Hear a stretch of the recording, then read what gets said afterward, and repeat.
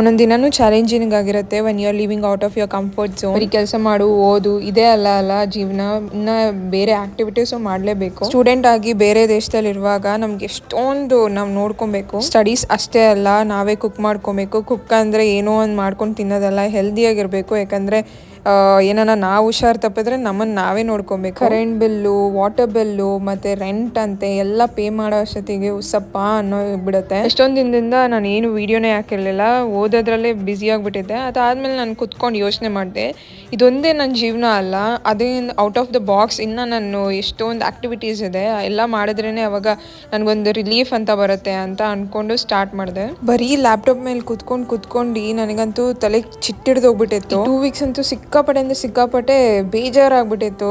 ಏನು ನಡೀತಾ ಇದೆ, ಲೋನ್ಲಿನೆಸ್ ಕಾಡ್ತಾ ಇತ್ತು. ಆದರೆ ನಾನು ಯಾವಾಗಲೂ ಹೇಳ್ಕೊಳೋದು ಒಂದೇ, I have a better life than this. ಕೆಲಸ ಒಂದೇ ಅಲ್ಲ ಮೇಯ್ನು, ಎಲ್ಲನೂ ಮೇಯ್ನ್.